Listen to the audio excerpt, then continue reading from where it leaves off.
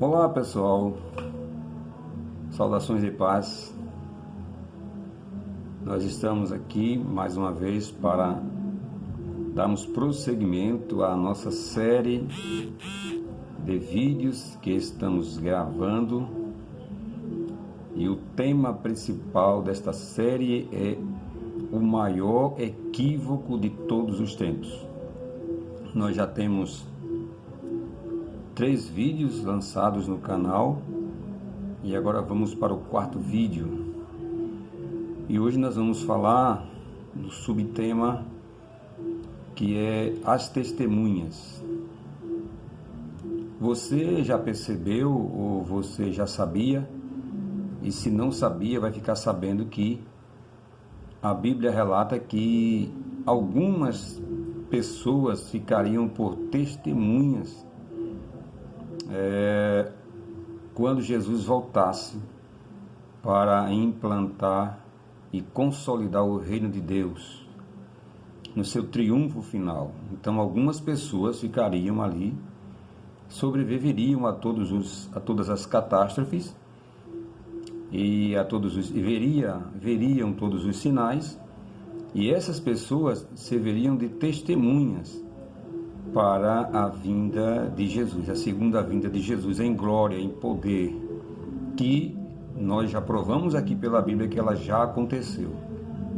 Mas vamos potencializar essa tese ainda mais pela Bíblia, complementando com o vídeo de hoje. Então, nós falamos no vídeo passado que mostramos pela Bíblia algumas testemunhas, como por exemplo, quem seriam as testemunhas que iriam estar vivas para presenciar a segunda vinda de Jesus em glória para consolidar o reino, não para o arrebatamento da igreja atual, como nós já provamos aqui pela Bíblia.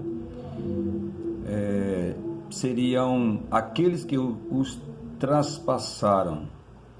Então, aqueles que o traspassaram seriam testemunhas da vinda de Jesus. Apocalipse 1:7.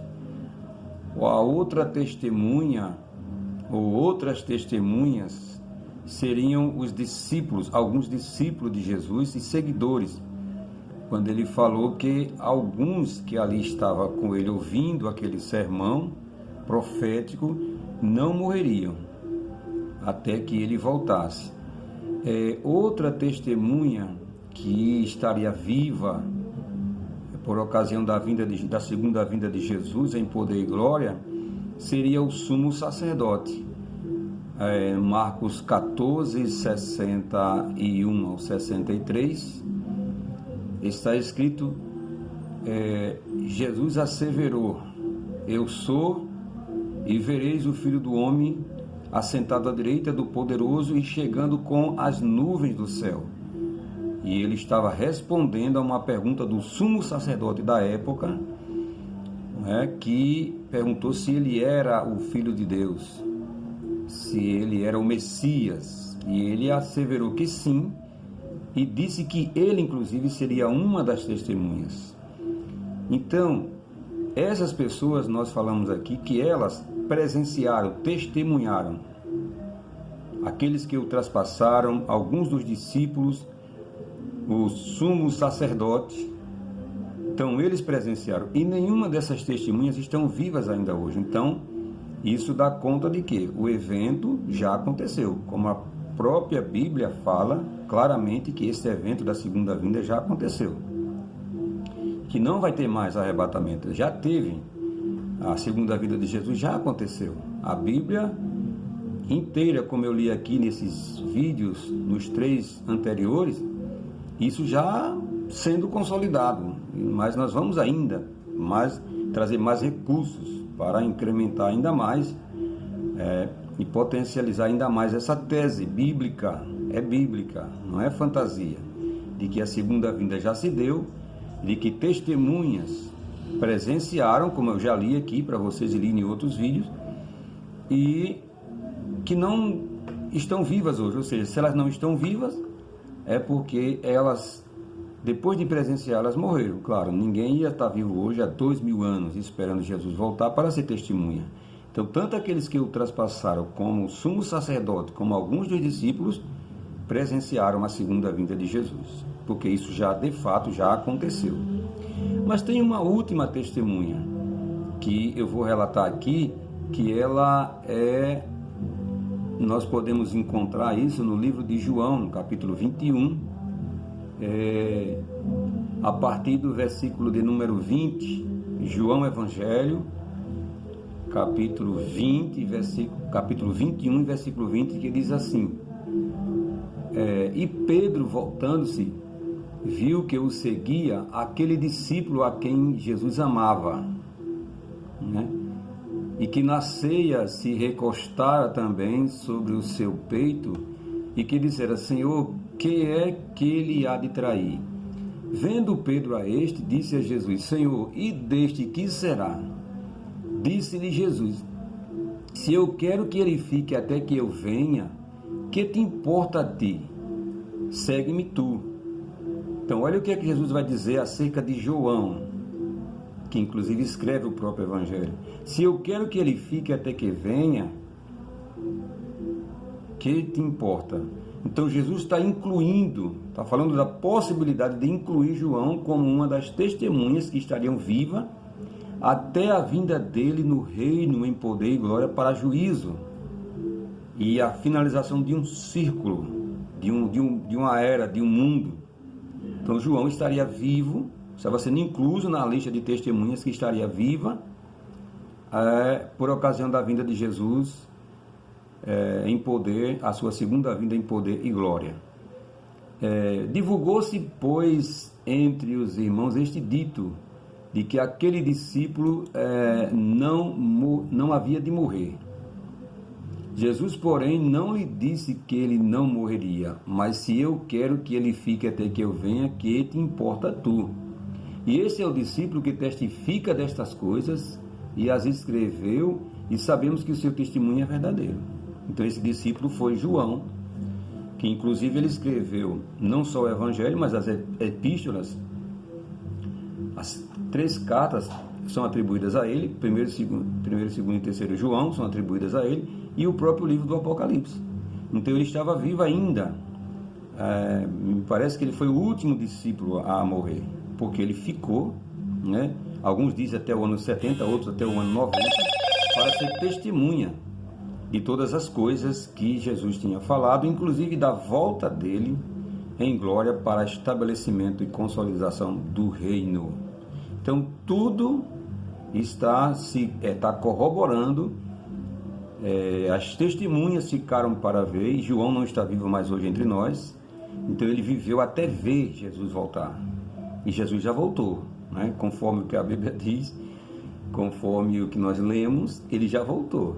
Então nós, infelizmente, para a decepção de algumas pessoas, mas nós não podemos ir contra o que está escrito, né? Nós não podemos nem ir além do que está escrito. Imagine ir contra o que está escrito. Então isso deve causar uma preocupação, uma perplexidade na mente das pessoas, mas nós não podemos negar o óbvio. Eu não posso ocultar verdades como estas. Está escrito. É só a gente juntar as coisas, né? É só a gente fazer o que tem de ser feito, não ir pela cabeça dos outros, mas ler o que está escrito. Porque muitas das vezes, quando se fala de arrebatamento, a gente tem a mente programada para esperar Jesus voltar e não se interessa em ler e investigar. Esta é a diferença. E quando a gente investiga, a gente descobre estas coisas. É simples assim, é muito óbvio. A Bíblia diz que Jesus já veio e que essas testemunhas veriam ele chegar e só morreriam depois que tivesse testemunhado a vinda dele, a segunda vinda dele em poder e glória, para juízo de Israel, para julgamento das nações, para finalizar uma era e iniciar uma nova era, a era da graça. Aí você pode dizer, mas e o que é que a gente está fazendo aqui? Ora, bolas, a gente está vivendo. A gente deve reinar em vida, a gente deve vivenciar todas as conquistas que ele conquistou para a gente. Qual o espanto, não é? Agora não podemos criar uma falsa expectativa, contrariando o que a palavra está dizendo para sustentar uma tese só porque algumas pessoas entenderam errado e repassaram errado esse tempo todo. Nós temos que ser humildes em entender isso. Não vai modificar nada, pelo contrário, você vai se regozijar, você vai se sentir feliz como eu estou me sentindo feliz e abençoado por ter essa revelação e por tentar viver no Espírito, agraciado e grato a Deus pelas conquistas que Jesus realizou para que eu possa vivenciá-la. Então isso é um privilégio, né? Se sentir assim honrado, escolhido, né? Como você também deve se sentir a partir de hoje. Então não creia mais em falsas ideologias, né? Não negue mais a Bíblia. Acredite no que você tem visto e ouvido e lido. Você pode ler e comparar que essas coisas que eu falei não só existem só na minha Bíblia, existe na sua também.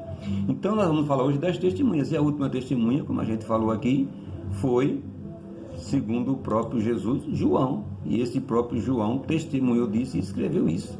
E deixou aqui para a gente ler. Ainda bem que ficou, né? Que não sonegaram essas informações de nós. Não tiraram isso, não acrescentaram, não tiraram isso da Bíblia. Ou seja, não diminuíram, né?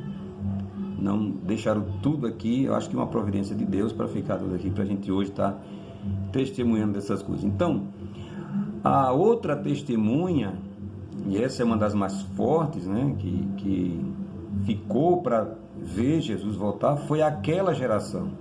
Então muitas pessoas daquela geração ficaram vivas, né? E sobreviveram às catástrofes para ser testemunha também, além dos que transpassaram, do sumo sacerdote, alguns dos discípulos, do próprio João. Aquela geração presenciaria, né, a vinda de Jesus. Como diz a Bíblia, todo olho verá, e todas as tribos da terra se lamentarão. Então eles viram as tribos se lamentando porque perderam, porque, enfim, né? Aí que você entenda isso. E todo olho verá. Então muitas pessoas viram, aquela geração presenciou isso.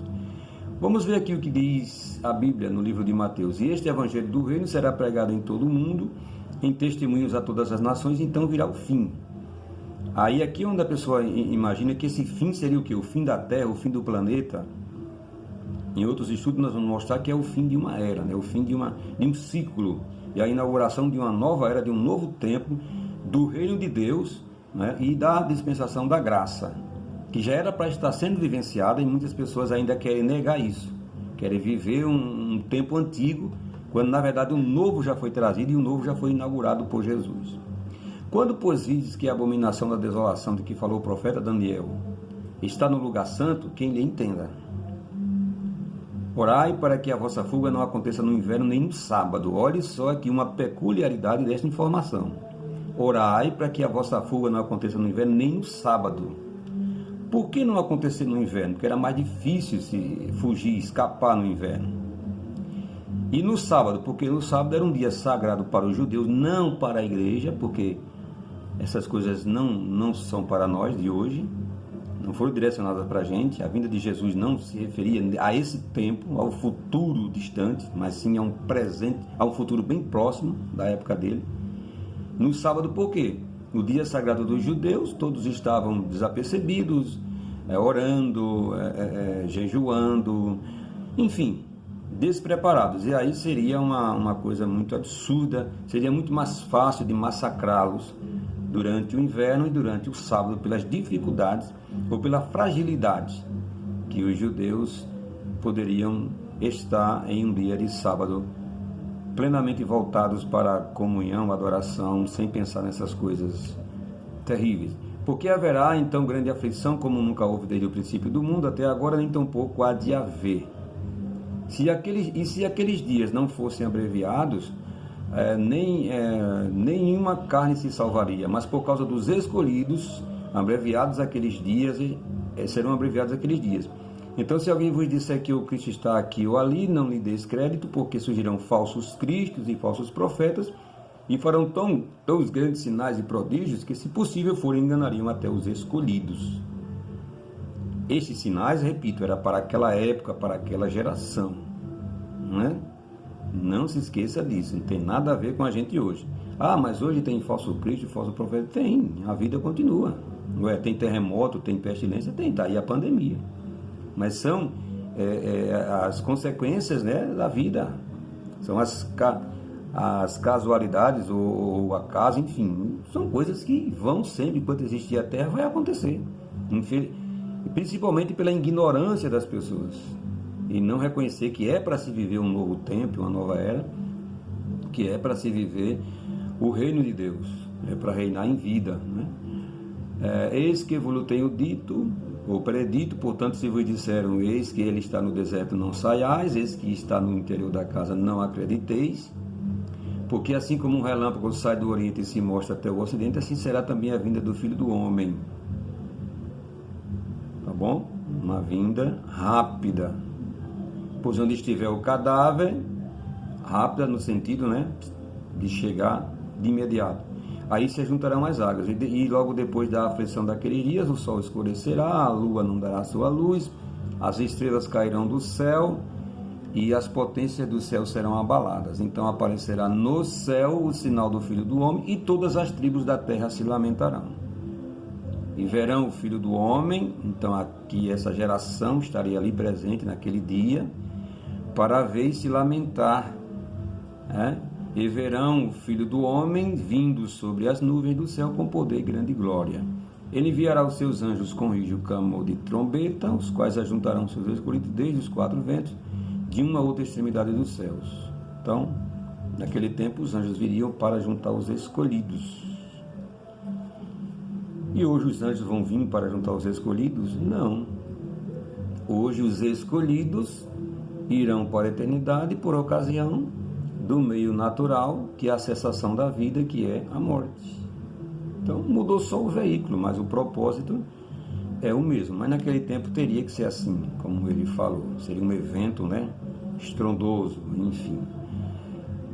Aprender, pois, esta parábola da figueira, quando já os seus ramos se tornam tenros e brotam folhas, saber que está próximo o verão. Igualmente, quando vide todas estas coisas, aquela geração, quando visse aquilo, sabei que está próximo às portas. Em verdade, vos digo que não passará esta geração sem que todas estas coisas aconteçam. Ponto. Aqui é o maior testemunho de todos de que Jesus já voltou. Porque está escrito na nossa gramática, na nossa literatura da língua portuguesa, traduzida do original grego, não passará esta geração. Aí as pessoas fazem uma grande confusão aqui. Não era para fazer, mas fazem. Porque ficam dizendo, esta geração. Eles acham que geração, a que Jesus se refere aqui, é a geração que está lendo a Bíblia agora. Somos nós. Mas se fosse para ser esta geração que a gente está vivendo, estava escrito na Bíblia, aquela geração não passará, aquela geração do futuro,